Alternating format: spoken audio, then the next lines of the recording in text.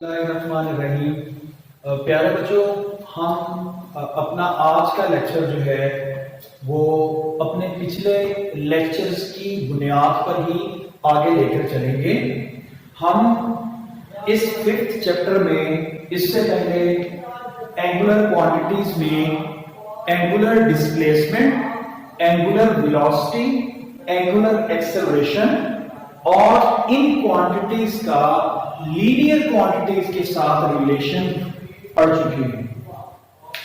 अब हम जब लीनियर मोशन पढ़ते हैं तो वहां बेटा हम एक क्वांटिटी डिस्कस करते हैं जिसे हमने मैस कहा था, जिसकी बेस पे हमने इनर्शिया ऑफ बॉडी को या इनर्शिया की बेस पे हमने मैस को डिस्कस किया था।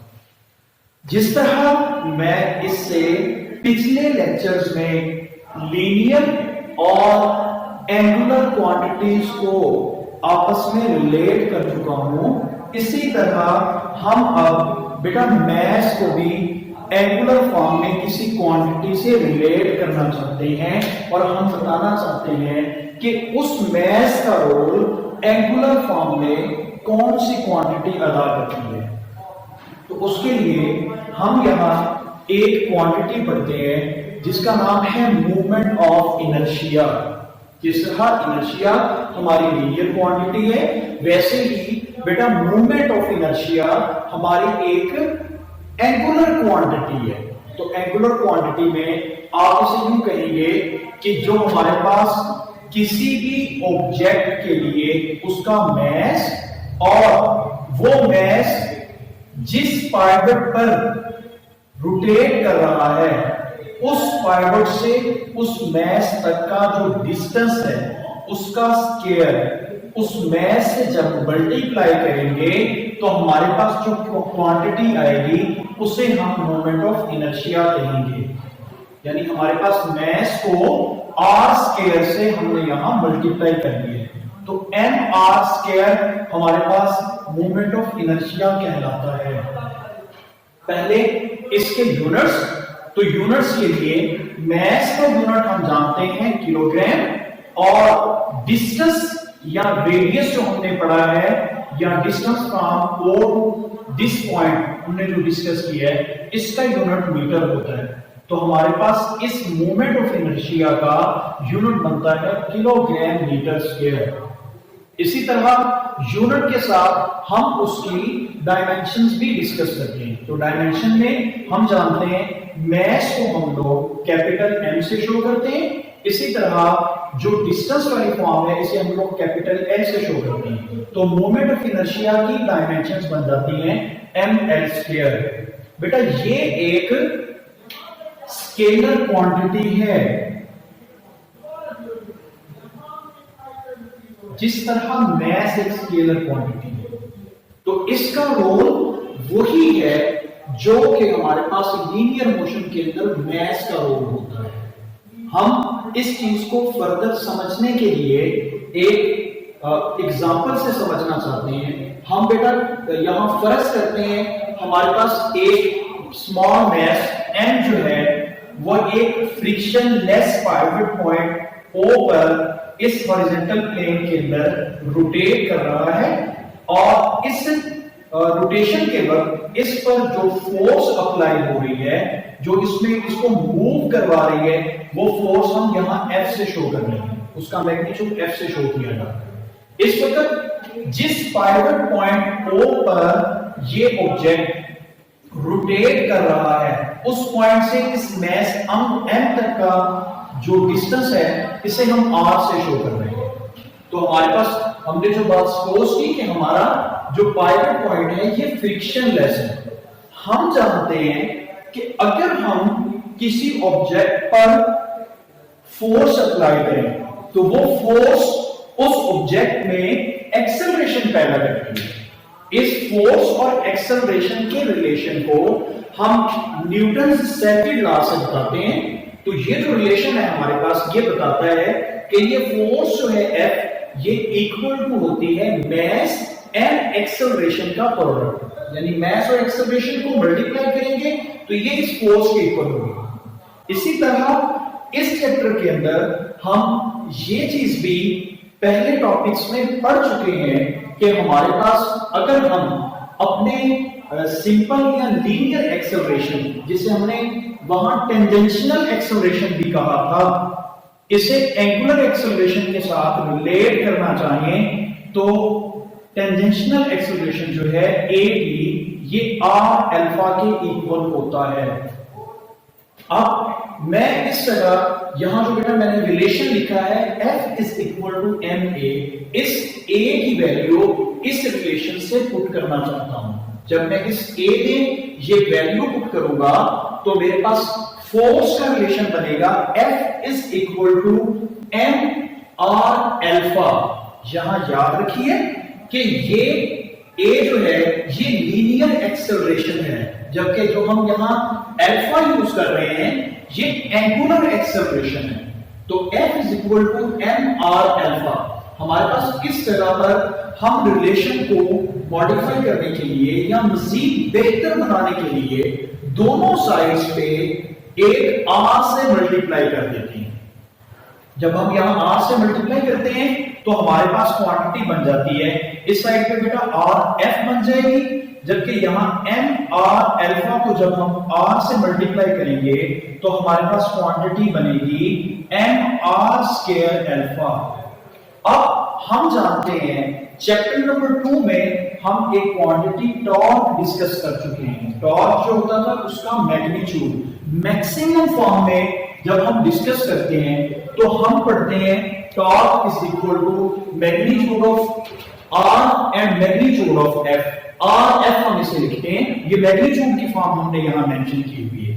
तो मेरे पास इस इक्वेशन की लेफ्ट हैंड साइड जो है वो टॉर्क के बराबर है, तो मैंने इसीलिए इस साइड पे ये आर से मल्टीप्लाई किया था ताकि मैं इसे और आसानी से एक्सप्रेस कर सकूं। तो मेरे पास ये जो रिलेशन मैं यहां पढ़ रहा हूं ये बन गया आर एफ टॉर्क के बराबर, और जो हमारे पास दूसरी साइड है जिसे हम लोग राइट साइड कहते हैं, राइट साइड पर मैंने जो एम आर स्क्वायर क्वांटिटी बताई है इसे हम सिंबॉलिक फॉर्म में आई से शो करते हैं, तो ये बन गया आई मल्टीप्लाई बाय अल्फा।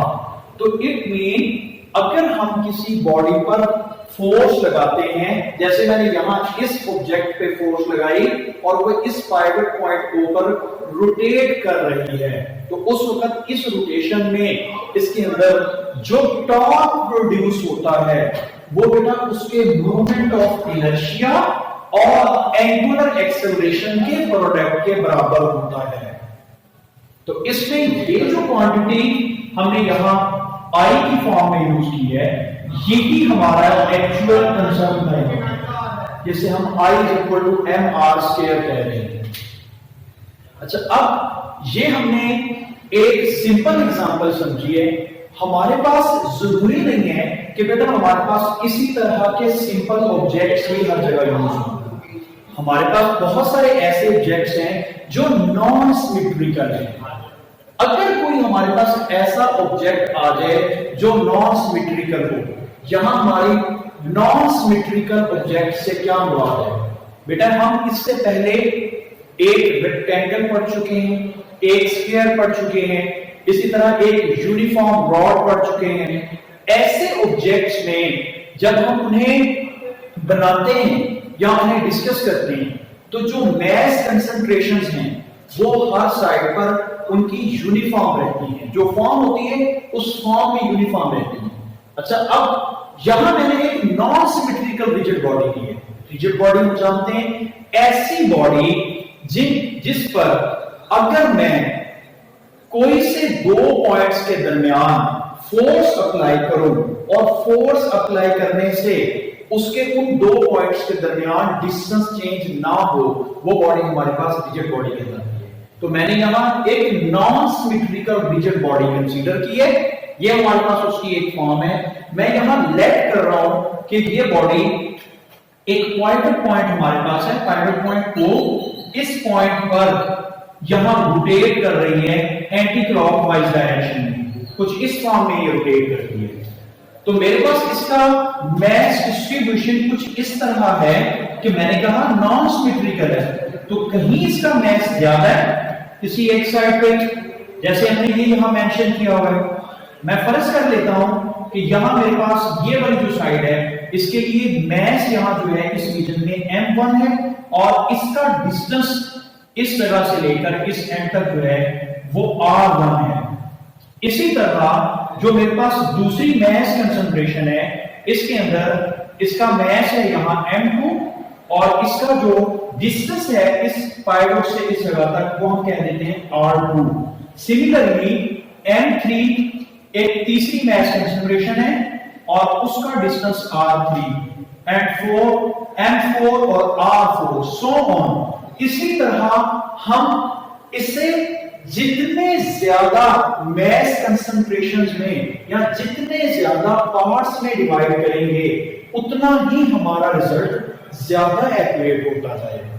तो मैं इस नॉन सिमेट्रिकल ऑब्जेक्ट के लिए यही फॉर्मूला ड्राइव करना चाहता हूं जो टॉर्क वाला है, जो हमने यहां अभी देखा है, और देखना चाहते हैं कि उसमें क्या इस फॉर्मूले के लिहाज से क्या वही रिलेशन ड्राइव होगा, और साथ अगर हम उस नॉन सिमेट्रिकल ऑब्जेक्ट के लिए मोमेंट ऑफ इनर्शिया निकालना चाहते हैं तो उसकी क्या वैल्यू ड्राइव की जाएगी या क्या वैल्यू आएगी। तो हम यहां जो मैंने कंसीडर की हुई है मैस कंसंट्रेशंस, इसमें से पहली जो हमारी मैस कंसंट्रेशन है उसे हमने कहा है m1। उसके लिए बेटा टॉर्क बनेगा T1 इज इक्वल टू इसी फार्मूला के मुताबिक हम जो यहां अभी तक डिस्कस कर चुके हैं, T1 is equal to m1 r1 का स्क्वायर और अल्फा 1। इसी तरह जो हमारे पास दूसरी मैस कंसंट्रेशन है m2, उसके लिए हमने कहा कि टॉर्क हमारे पास है T2 और उसके लिए जो हमारा मैस है m2, जो डिस्टेंस है r2 इसका स्क्वायर और इसका एंगुलर एक्सेलरेशन जो है अल्फा 2। इसी तरह 3 के लिए सो ऑन, हम एंड तक जो हमारा लास्ट मैस कंसंट्रेशन है nth जिसे हम कह रहे हैं mn, उसके लिए भी इसी तरह टॉर्क कैलकुलेट करते हैं। तो यहां हमारे पास टॉर्क बनता है Tn is equal to mn rn square और उसे मल्टीप्लाई कर रहे हैं अल्फा n के साथ। अब हम इस जो मैस कंसंट्रेशंस हैं इस कंप्लीट बॉडी के लिए हम टोटल टॉर्क निकालना चाहते हैं। तो हमारा टोटल टॉर्क जो होगा वो इन तमाम टॉर्क्स का सम होगा जो हमने अभी तक यहां डिस्कस किए हैं। तो हम टोटल टॉर्क T से शो करते हैं, ये इक्वल टू होगा T1 plus T2 plus T3 and so on last value तक प्लस Tn तक हम इन सबको सम करेंगे। अब इनमें जो हमारे पास टॉर्क की टोटल वैल्यू है उसके लिए जो T1, T2, T3 and so on Tn तक मैंने जो फैक्टर्स लिखे हैं उनकी जो वैल्यूज हैं इस फॉर्म में हम ये वैल्यूज पुट करते हैं। तो ये बनेगा हमारे पास m1 r1 अल्फा 1 स्क्वायर, यहां ये r1 जो है इसका स्क्वायर है साथ इसके अल्फा 1 मल्टीप्लाई हुआ है प्लस m2 r2 का स्क्वायर और साथ अल्फा 2 उसके मल्टीप्लाई हो रहा है प्लस m3 r3 का square alpha 3 and so on. इसी तरह लास्ट रिलेशन तक हम लिखते हैं प्लस mn और n का स्क्वायर और उसके साथ अल्फा n मल्टीप्लाई हो रहा है। अब यहां अभी तक जहां हमने एंगुलर वेलोसिटी, एंगुलर एक्सेलरेशन और एंगुलर डिस्प्लेसमेंट को डिस्कस किया था, वहां हमने ये बात भी डिस्कस की थी कि जब हम किसी बॉडी को रोटेशन में डिस्कस करते हैं तो उसके लिए हमारे जितने भी एक ही सेंटर पर मौजूद या एक ही एक्सिस ऑफ रोटेशन पर मौजूद जो पार्टिकल्स होते हैं, जितने भी पार्टिकल हैं जो रोटेट कर रहे हैं, उन सब के लिए angular acceleration, angular displacement, angular velocity वाली जो वैल्यूज होती हैं, जैसे मैंने यहां एंगुलर एक्सेलरेशन को डिस्कस किया है alpha 1, alpha 2, alpha 3, alpha n तक, ये सारे आपस में इक्वल होते हैं। मैंने इसलिए इसको एक जनरल नेम दे दिया है, जनरल नेम हमारे पास है अल्फा। तो मैं इस alpha 1, alpha 2, alpha 3, alpha n तक के लिए ये अल्फा की वैल्यू पुट करता हूं, तो मेरे पास इस रिलेशन के अंदर अल्फा कॉमन आएगा, बाकी मेरे पास यहां बचेगा m1 r1 का स्क्वायर प्लस m2 r2 का स्क्वायर प्लस m3 r3 का square plus so on mn rn के स्क्वायर तक अप टू दिस वैल्यू। अब इस वैल्यू को मैं सिंपल या आसान टर्म्स में लिखना चाहता हूं, तो बेटा हमारी मैथ्स की मदद से हम इसको आसान टर्म्स में लिख सकते हैं। हमने एक नोटेशन पढ़ी थी जिसे हम लोगों ने समेशन या सिग्मा का नाम दिया था, तो मैं यहां सिग्मा यूज करता हूं और मैं लिखता हूं i is from 1 to n। ये समेशन इस तमाम सम को शो कर रहा है, तो यहां से summation i is from 1 to n mi ri का स्क्वायर और इस पूरी वैल्यू के साथ ये हमने जनरलाइज करने के लिए लिखा और इसके साथ हमने एक अल्फा मल्टीप्लाई कर दिया। अब इस रिलेशन में मैं इस टोटल टर्म को अगर देखूं और कंपैरिजन करूं हमारे पास इस रिलेशन के साथ जो हमने पहले पढ़ा, तो अल्फा तो बेटा वैसे ही है जैसे ये लिखा हुआ है।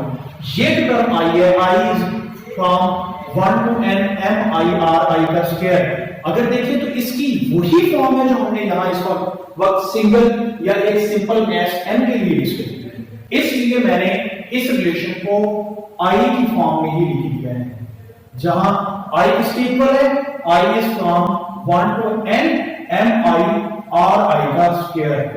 तो इस नॉन सिमेट्रिकल ऑब्जेक्ट के लिए भी अगर हम देखते हैं तो हमें पता चलेगा कि हमारा मोमेंट ऑफ इनर्शिया की फॉर्म वही mr स्क्वायर वाली फॉर्म बनी, और इसके लिए भी टॉर्क जो है वो t is equal to i alpha के इक्वल ही रहता है।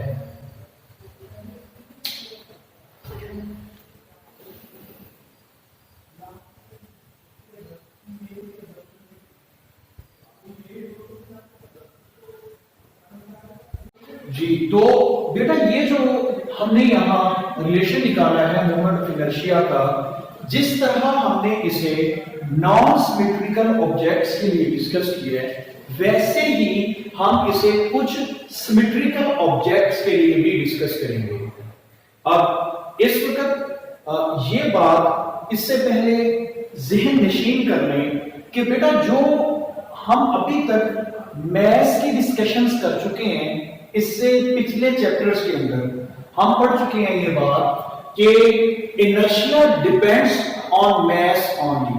हमने जब भी मास को डिस्कस किया है, इनर्शिया को डिस्कस किया है, तो हमने इन दोनों क्वांटिटीज को एक दूसरे के साथ रिलेट कर दिया।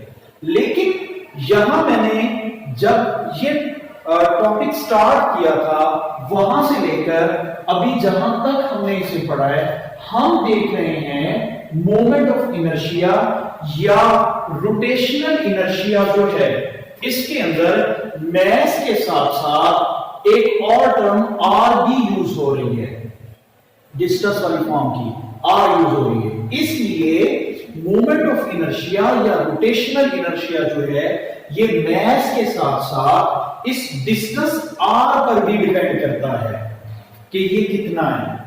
तो m और r दो क्वांटिटीज हैं जिनपे ये मोमेंट ऑफ इनर्शिया डिपेंड करता है। जैसे हम यहां एक एग्जांपल से इस बात को समझते हैं।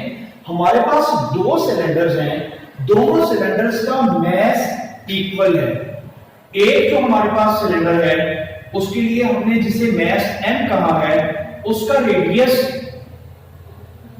यहां से लेकर इस पोजीशन तक है, और ये बेटे वो पॉइंट है जहां से इसका सेंट्रल एक्सिस या एक्सिस ऑफ रोटेशन यूज हो रहा है, यहां इसने रोटेट करना है। दूसरा, ये हमारे पास एक सिलेंडर है जिसका मास इतना ही है जितना कि इस सिलेंडर का था, हम इसे भी m से शो करते हैं, ठीक है जी।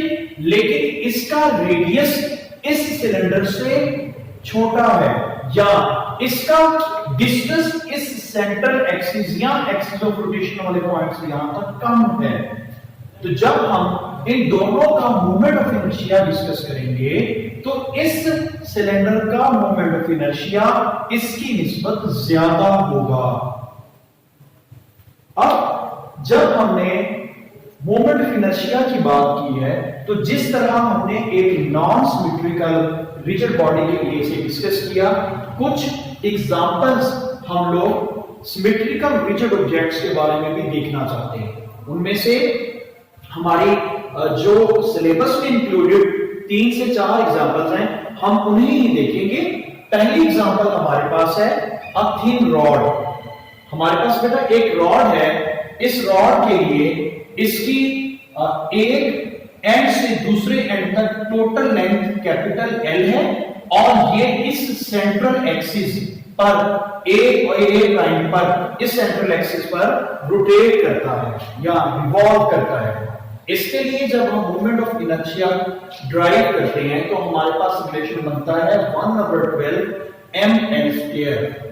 इसी तरह थिन रिंग या हुप हमारे पास जो है उसके लिए, जो कि एक सेंट्रल एक्सिस ए प्राइम पर रोटेट करती है और इसका रेडियस स्मॉल r हो, हम इसका जब मोमेंट ऑफ इनर्शिया लिखते हैं तो इसकी वैल्यू बनती है ड्राइव करते हुए I = mr²। इसी तरह एक सॉलिड डिस्क या सिलेंडर की फॉर्म जो हम यूज करते हैं, जो डिस्क या सिलेंडर हमारे पास है जो कि इस सेंट्रल एक्सिस ए प्राइम पर रोटेट कर रहा है, इसके लिए जब हम मोमेंट ऑफ इनर्शिया की रिलेशन ड्राइव करेंगे तो ये भी बनेगा 1/2 mr²। इसी तरह हमारे पास लास्ट केस है फॉर स्फीयर। एक स्फीयर जो है जिसका मैस हम स्मॉल m से और जिसका सेंट्रल एक्सिस या एक्सिस ऑफ रोटेशन वाले पॉइंट से उसकी लास्ट जहां उसकी सरफेस बन रही है वहां तक की डिस्टेंस को हम r कह रहे हैं, या यहां से इस सेंटर से इस जगह तक या इधर से लेकर यहां तक डिस्टेंस हमारे पास r हो। ऐसी स्फीयर के लिए जब हम मूवमेंट ऑफ इनर्शिया डिस्कस करेंगे और इसका रिलेशन ड्राइव करेंगे तो हमारे पास ये बेटा इस एक्सिस पर जो सेंट्रल एक्सिस ए प्राइम बन रहा है, इसकी वैल्यू बनती है I = 2/5 mr²। तो अब जिस तरह हमारे पास ये 4 एग्जांपल्स हमने पढ़ी हैं, मजीद इसके साथ और एग्जांपल्स भी हम ऐड कर सकते हैं, लेकिन हमने इन एग्जांपल्स को अपने रिक्वायरमेंट के मुताबिक यहां सिर्फ न्यूमेरिकल्स के अंदर यूटिलाइज करना है, इन्हें हमने ड्राइव नहीं करना। इसी तरह अगर कोई ऐसा सिमेट्रिकल ऑब्जेक्ट जो हमारे पास एग्जांपल्स में, न्यूमेरिकल्स में या हमारी बुक में कहीं मौजूद हो, उसके लिए मोमेंट ऑफ इनर्शिया की वैल्यू आपने याद रखनी है। ये 4 और इसके साथ अगर कहीं कोई न्यूमेरिकल या एग्जांपल्स में यूज हो रही हो तो उसे भी याद रखेंगे, लेकिन इसे इससे ज्यादा ड्राइव करने की जरूरत नहीं है।